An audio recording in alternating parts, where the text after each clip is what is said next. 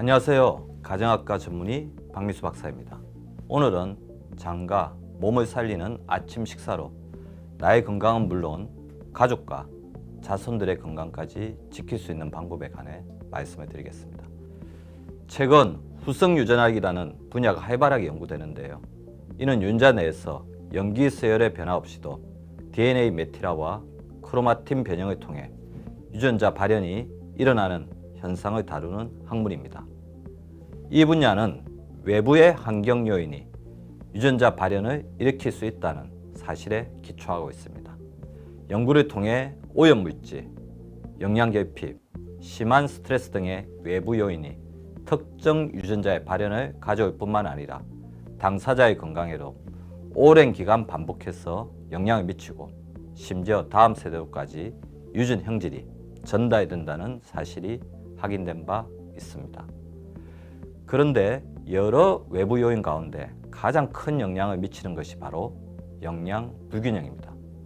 영양 불균형이 각종 질병과 관련된 유전자 발현 스위치를 켜는 핵심 원인이라는 사실이 밝혀졌는데요.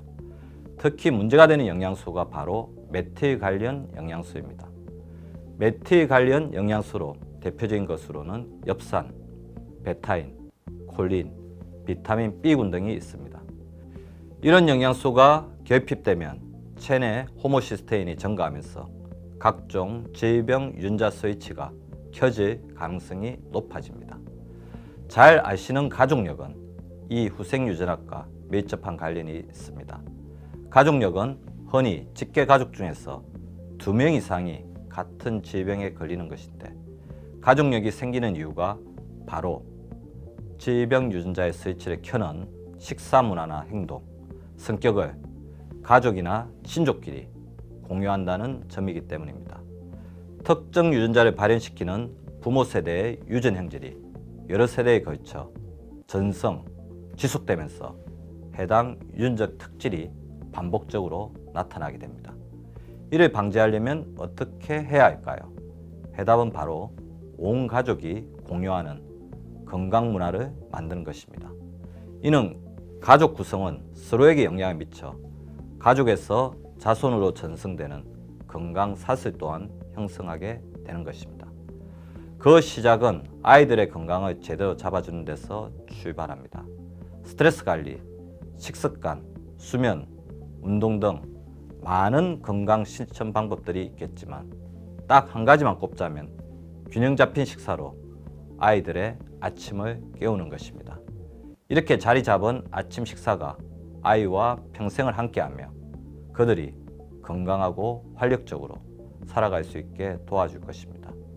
연구에 따르면 충분한 단백질을 포함한 연령별 필수 영양소와 프로바이오틱스 등으로 채워진 든든한 아침 식사가 아이들의 성장 호르몬을 활성화시키고 뇌와 몸을 깨우는데 도움을 줄 수 있다는 것이 확인되었습니다.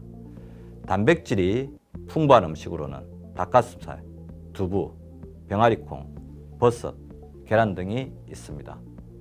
그리고 그릭 요거트는 단백질도 많고 프로바이오틱스까지 함유한 좋은 음식이죠. 또 아이들의 물 섭취 역시 인지 기능에 관여한다는 사실도 밝혀진 바 있습니다.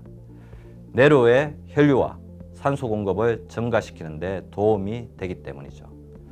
그리고 자신에게 요구되는 하루 물 섭취량을 충분히 채운 아이들의 학습 능력이 월등히 높은 것으로 나타나기도 했습니다.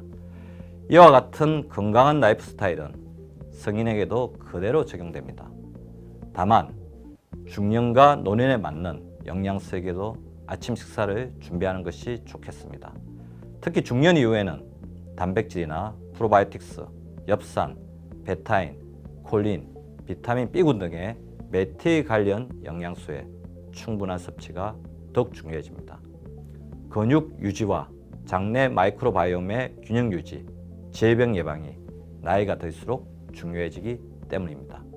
연구에 따르면 아침을 자주 거르는 성인의 경우 다양한 질환들이 증가하는 것으로 나타났습니다. 우리나라 사람들의 아침 결식률은 남녀노소 불문, 무척이나 높은 수준입니다. 중년 이후에는 질병 예방과 활기찬 하루를 위해 고른 영양으로 채워진 아침을 꼭 챙겨 먹어야 하겠습니다. 또 식사 전 자신에게 맞는 프로바이오틱스를 섭취하는 것도 중요한 부분입니다. 프로바이오틱스 섭취는 가급적 위산의 부담이 적은 아침이 좋습니다. 프로바이오틱스는 면역, 장 건강, 정신 건강까지 영향을 줄 수 있는 것으로 연구되고 있습니다. 우리의 장은 뇌와 긴밀하게 연결되어 있습니다. 이를 장, 뇌, 축 이론이라고 부르는데요. 마치 장과 뇌가 고속도로로 연결된 것처럼 상호작용한다는 것입니다. 꾸준한 프로바이오틱스 섭취가 뇌 건강에도 긍정적인 영향을 미친다는 연구 결과가 있죠. 또 식사 전 단백질 음식을 먼저 섭취하는 것도 바람직합니다. 이른 아침 단백질 섭취는 밤새 분해된 근육의 합성을 도와주고 근육 유지와 재생을 통한 인슐린 보호를 정진할 수 있습니다.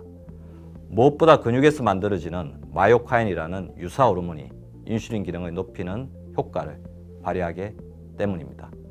또 프로바이오틱스와 단백질을 함께 섭취할 경우 근육 생성을 촉진하고 인슐린 분비, 인슐린 민감도를 정진해 혈당을 낮추는 효과를 발휘할 수 있습니다. 특히 이 둘의 동시 섭취는 정적 포만감을 제공하기 때문에 전체 탄수화물 섭취를 줄여서 유해한 혈당 스파이크가 일어나는 것을 억제해 인슐린을 보호하고 혈당 수치를 안정적으로 관리하는 데 큰 도움을 줄 수 있습니다. 지금까지의 내용을 종합해 다음과 같은 기본적인 것들을 실천해 보시기 바랍니다. 첫째, 밤새 정식한 입안 세균을 제거하기 위한 식전 가글이나 간단한 양치를 실시합니다. 둘째, 가글 후 미지근한 물 한 컵으로 밤새 부족해진 수분을 보충합니다. 셋째, 식전 프로바이오틱스를 섭취해 온몸과 마음을 함께 깨웁니다. 넷째, 밤새 분해된 근육의 합성을 돕고 인슐린을 보호할 수 있는 단백질이 들어간 아침 식사를 합니다.